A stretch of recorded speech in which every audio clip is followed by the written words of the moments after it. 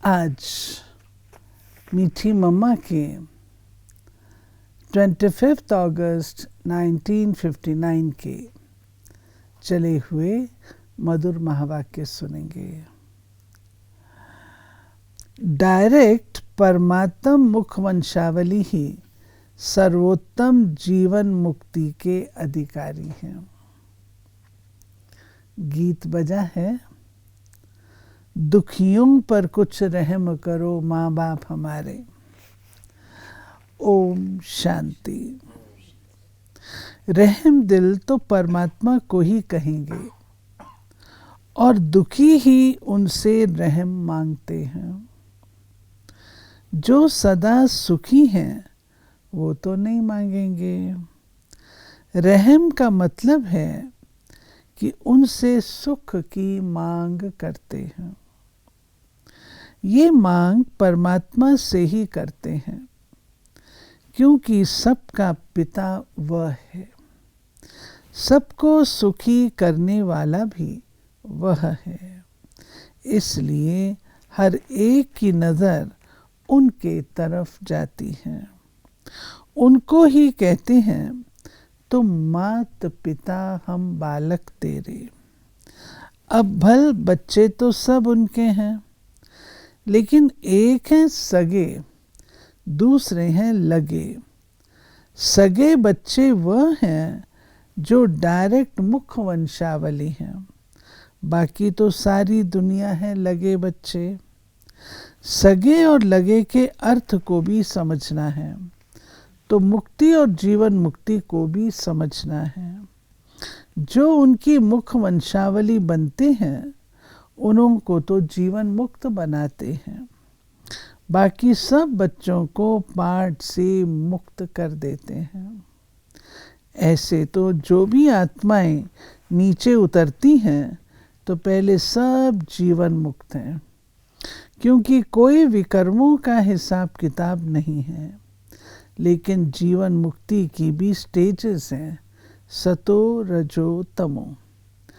परमात्मा ने अपने मुख वंशावली ब्राह्मणों को जो जीवन मुक्ति दी वो है सर्वोत्तम जीवन मुक्ति, सतो प्रधान, जिसमें संपूर्ण सुख शांति पवित्रता कायम है। पीछे द्वापर से तो पवित्रता की बात रहती ही नहीं। लेकिन आत्माएं जो आती हैं उनका कोई कर्मों का हिसाब किताब नहीं, इसलिए आधा समय सुख शांति में रहती हैं। उसको कहेंगे रजोगुणी जीवन मुक्ति। जो एकदम कलयुग में उतरते हैं उनकी सुख शांति भी इतनी रहती है, इसलिए वो है तमोगुणी जीवन मुक्ति। क्योंकि आत्माएं नंबरवार आती हैं, तो जितना देरी से आती हैं उतना कम स्टेज वाली होती हैं।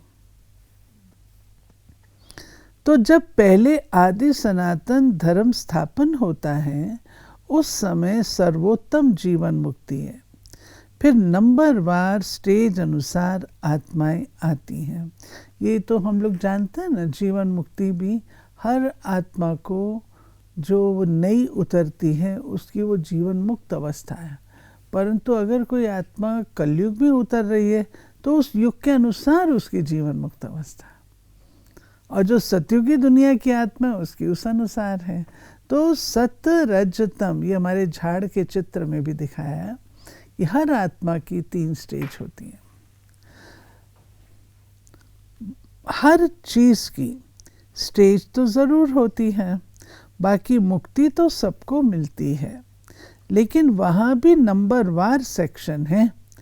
जितनी प्योर उतनी बाप के समीप निवास करती है।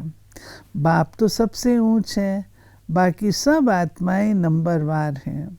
उनमें भी पहले है अव्यक्त देवताएं, ब्रह्मा विष्णु शंकर, फिर साकार लक्ष्मी नारायण इत्यादि। मुख वंशावली ब्राह्मण देवता धर्म, फिर नंबरवार और धर्म।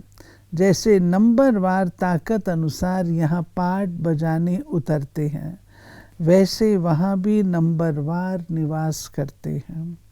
ये भी बना बनाया ड्रामा है, इसमें कुछ चेंज हो नहीं सकती। कोई कहे अब ये संपूर्ण सुख का पाठ दूसरे धर्म को क्यों नहीं मिलता, लेकिन नहीं, सबको अपना अनादि पाठ मिला हुआ है। ऐसे भी नहीं हो सकता जो क्राइस्ट का पाठ बुद्ध को मिले, बुद्ध का क्राइस्ट को मिले।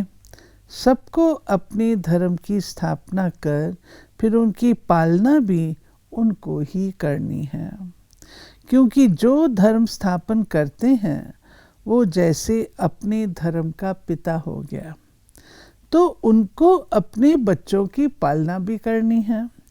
इसलिए अपने धर्म के गुरु बनते आते हैं। यानी आती है आत्मा धर्म स्थापकों की, स्थापन करती है, उसके बाद जब वापस नहीं चली जाती, लेकिन उनको पुनर्जन्म लेकर के उसकी पालना भी तो करनी है ना अपने धर्म की। इसलिए वापस तो कोई जा नहीं सकते, सब यहाँ ही आते रहते हैं। अंत में सब आकर इकट्ठे होते हैं। जब सारा वृक्ष निकल अंत में पहुँचता है, तब बीज आकर सबको वापस ले जाते हैं। ऐसे नहीं हर एक धर्म जैसे अलग अलग आते हैं वैसे अलग अलग टाइम पर जाएंगे। नहीं, जाने का टाइम सबका एक है और एक ही बार परमात्मा आकर सबको वापस ले जाते हैं। वहाँ से फिर अपने समय पर आते हैं। इब्राहिम, बुद्ध आदि को मैसेंजर भी कहते हैं, लेकिन बाप अपना दैवी धर्म स्थापन करने के लिए कोई मैसेंजर को नहीं भेजते। ये टाइम तो उनके आने का है, तो वही आकर ये दैवी धर्म स्थापन करते हैं। इसको आर्य धर्म भी कह सकते हैं, क्योंकि सबसे सुधरे हुए तो देवताएं हैं। अभी तो अनेक धर्म हैं, उन सब की भी अंतिम स्टेज आ गई है, इसलिए कोई में ताकत नहीं रही है। अब तो सब इतने दुखी हुए हैं जो समझते हैं इस पाठ में आवे ही नहीं, तो उन्हों की भी आश बाबा पूरी करते हैं। भारतवासी फिर जीवन मुक्ति मांगते हैं, कहते हैं हमको वैकुंठ निवासी बनाओ। कोई मरता तो कहते स्वर्गवास हुआ, तो उन्हों के लिए स्वर्ग स्थापन करते हैं। अब ही सचमुच स्वर्गवासी हो सकते हैं, बाकी तो जन्म जन्मांतर नरकवासी होते आए हैं। हेल हेवन यहाँ इसी स्टेज पर है। अब अंतिम समय बहुत दुख का टाइम है, लेकिन दुख बहुत समय तो नहीं चलेगा, इसका भी विनाश होगा। विनाश से थोड़ा समय पहले बाप आते हैं। विनाश तो होना ही है। ये जो बॉम्ब्स बने हैं ये सब काम में आएंगे। यहाँ भारत में जब आपस में लड़ेंगे तब क्या हालत होगी। जब पाकिस्तान हुआ तब कितने मनुष्य दुखी हुए। उसकी भेंट में जब इतनी विनाश की आग भड़केगी तो मनुष्य कितने दुखी होंगे। इसलिए इस दुख से बचने के लिए थोड़ा समय पहले आते हैं, दुख से बचाने के लिए। जब परमात्मा द्वारा पवित्र बने तब सुख शांति में राज्य भोगने की पावर भी मिले। सुख शांति भोगना बल आत्माओं का काम है, लेकिन देना तो उनका काम है।